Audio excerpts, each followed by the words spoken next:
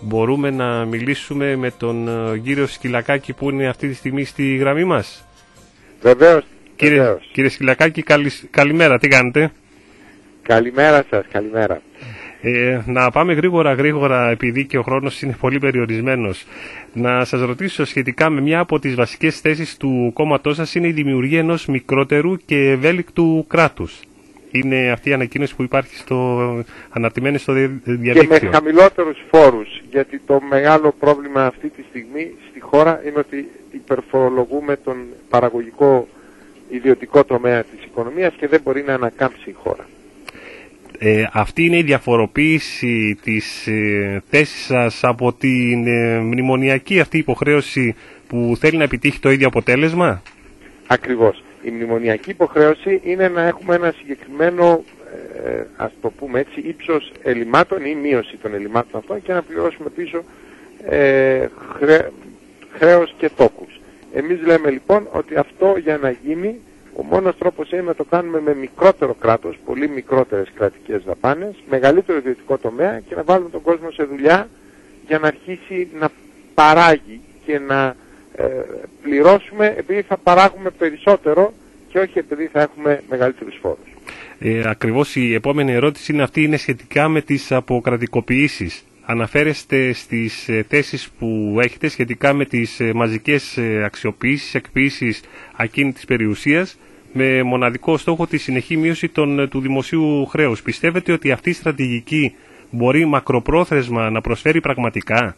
Και αν ναι, σε τι διαφέρει από την παρόμοια πολιτική αποκρατικοποιήσεων της τωρινής κυβέρνησης? Ποια είναι η διαφορά δηλαδή των δύο αποκρατικοποιήσεων? Καταρχήν εμείς πιστεύουμε ότι οι αποκρατικοποιήσεις έχουν νόημα σε τομείς με σημαντικό αριθμό προσωπικού, όπου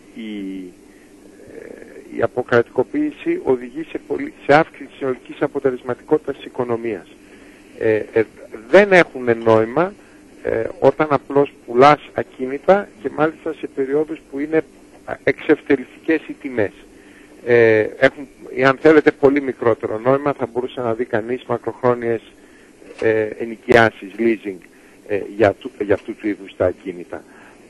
Ιδίως σε μια εποχή που το οικιστικό απόθεμα στην Ελλάδα είναι πολύ μεγαλύτερο από αυτό που η χώρα μπορεί να αξιοποιήσει, εξού και πέφτουν δραματικά οι τιμές των ενοικίων και δεν υπάρχουν και καινούριες κατασκευές. Οπότε το να πουλάς αυτή την περίοδο ακίνητα δεν είναι κάτι που βοηθάει ιδιαίτερα ούτε την οικονομία, ούτε καν το δημόσιο χρέος, γιατί στο τέλος, αν το δημόσιο χρέος πρέπει να το πληρώσει τα επόμενα 40 χρόνια, το να πουλήσεις τα ακίνητα τη στιγμή που έχουν τη μικρότερη δυνατή αξία δεν θα μειώσει το δημόσιο χρέος, μα θα περιορίσει τη δυνατότητα μείωσης του. Τώρα στο πρόγραμμά σας αναφέρεστε για απλούστευση του φορολογικού κώδικα. Εδώ θα πάμε στα φορολογικά. Μπορείτε να αναφέρετε τα βασικά στοιχεία αυτού του προγράμματος? Τι θα περιλαμβάνει για παράδειγμα? Κοιτάξτε, να πάμε στα βασικά. Ας πούμε, στην Ελλάδα δεν υπάρχει ακόμη ηλεκτρονική υπογραφή. Θα έπρεπε λοιπόν να κόψουμε το λαιμό μας, να σας το πω έτσι, και να έχουμε μέσα σε ένα χρόνο μόνο ηλεκτρονική ανταλλαγή εγγράφων στο δημόσιο. Τουλάχιστον μεταξύ, στο εσωτερικό του δημοσίου. Αυτό αυτομάτως καταλαβαίνετε μια τεράστια απλούστευση διαδικασιών, έτσι δεν είναι? Μιλάμε λοιπόν για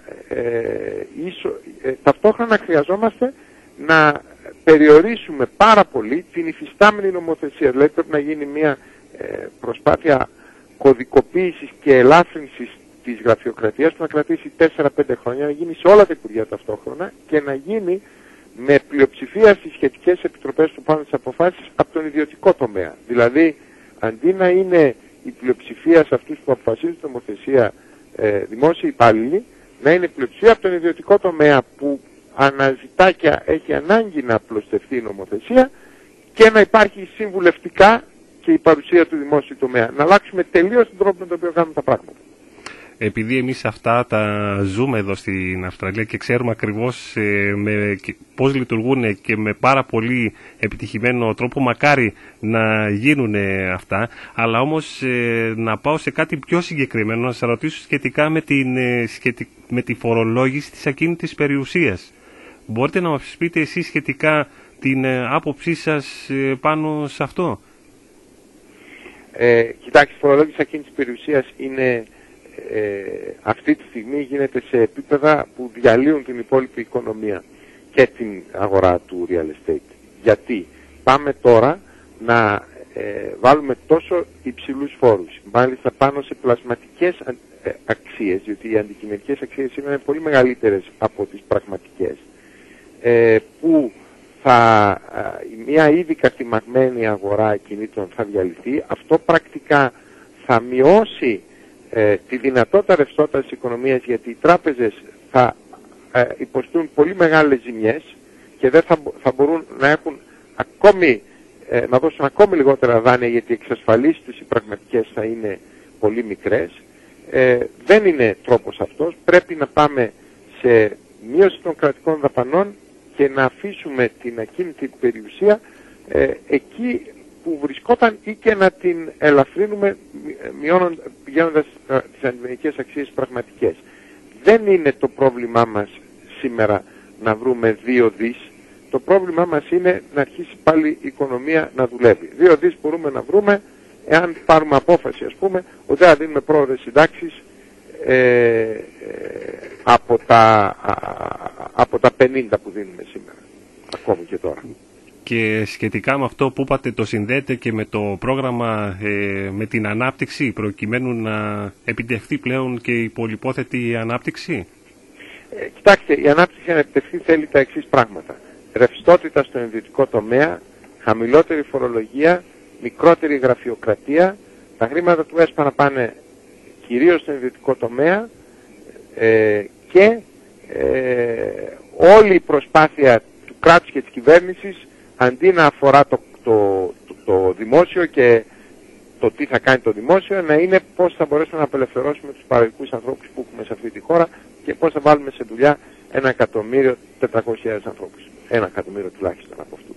Λοιπόν, αυτό είναι μια δραστική αλλαγή φιλοσοφίας και πολιτικής, η οποία δυστυχώς δεν υπάρχει ακόμη σήμερα σε αυτή την κυβέρνηση. Γι' αυτό και εμείς θεωρούμε ότι χρειάζονται πολιτικές δυνάμεις, όπως είναι το δικό μου κόμμα, η Δράση, στο οποίο έχει την είμαι πρόεδρος, που είναι φιλελεύθερο, που είναι μαζί στο κέντρο. Εγώ είμαι φιλελεύθερος, έχουμε και άλλους ανθρώπους, αλλά γενικώς έχουμε αυτή την άποψη. Ιδιωτικός τομέας θα φέρει την ανάπτυξη.